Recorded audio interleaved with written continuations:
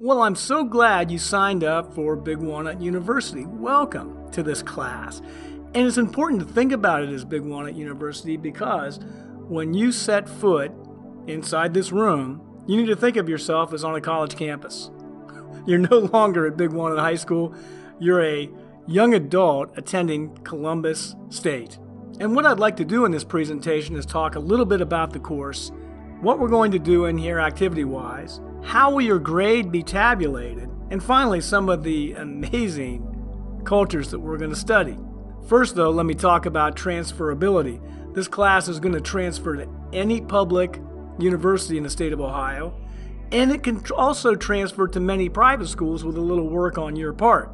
So this grade in here is really important. It could stick with you for the next 4 years. Please keep that in mind when you're prioritizing your work this semester. This grade will stick with you and can really impact your college GPA. So if we're talking about grades, here's how they're going to be tabulated in this class. Projects are going to be worth a quarter, classwork is going to be worth a quarter, and your test is going to be worth 50%. These are weighted grades. It's not a total points scenario. What's more is your grade is going to be on Blackboard, so you're going to have to get accustomed to looking at the Columbus State website. So let's focus on each one of these. As far as the projects go, there's going to be 2 research papers that are each 1,000 words. Now, when I was in college, we used to go to the library, which was a physical place, to do our research. Today, you can do all the research right from your desk with your Chromebook via the Columbus State databases. I'm going to bring in Dana Knott, who's the reference librarian at Columbus State, and she is going to guide you on how to use the databases. This activity is incredibly empowering for you. When you go to college next year, if you are adept at doing your research through databases, your sources are going to be outstanding. You're going to save lots of time, and you're going to hand in your paper with confidence. A relationship with Dana Knott or any reference librarian is a really smart move on a student's part. So we're going to try to model that this semester.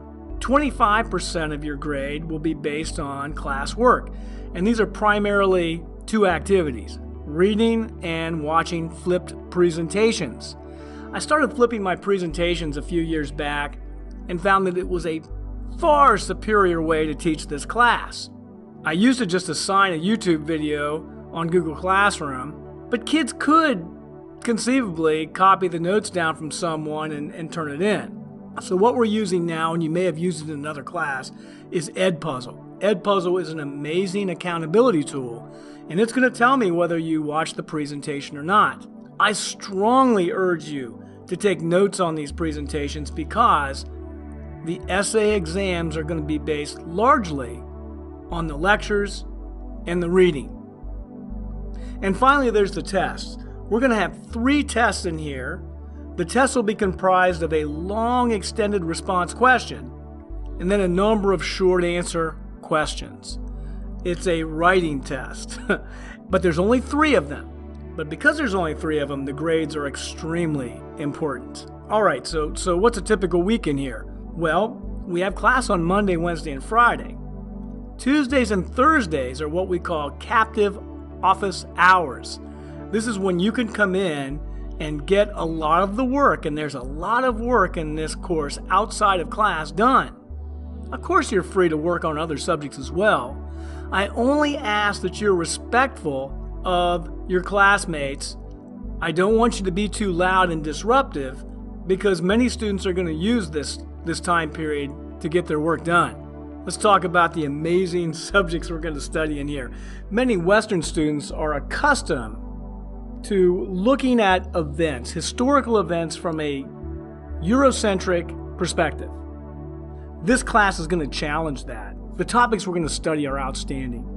China, India, Western Asia, Sub-Saharan Africa, and Mesoamerica. These areas of the world, the perspective of these areas of the world has been underappreciated by Western academics. We're going to work to remedy that in here. It's going to be a new perspective that I think you're going to find very refreshing. We're going to express ourselves in this class in various ways. Obviously, we're going to write a couple term papers and express ourselves on our essay test, but we're also going to write blog posts, which we'll do on a regular basis. But the blog posts aren't just writing. They'll also include images and media. We will conduct 4 Socratic circles during this semester. Socratic circles have become a student favorite. This is when we take a complex topic, circle up, and discuss it as a class. It's a very structured activity, but I've had many students say that they really started to grasp the material after we conducted a Socratic circle. And through this semester, we will also include at least 1 Twitter chat. This is where we take our Socratic circle and go virtual. I also want you students to have pride in Big Walnut University. I'm sure many of you have noticed the Big Walnut University sweatshirts walking around the halls of this school. And finally, I want this to be a powerful experience for you. I want you to leave this class confident that you can take on a college humanities course. If that happens, we'll have succeeded. I'm so glad you're here.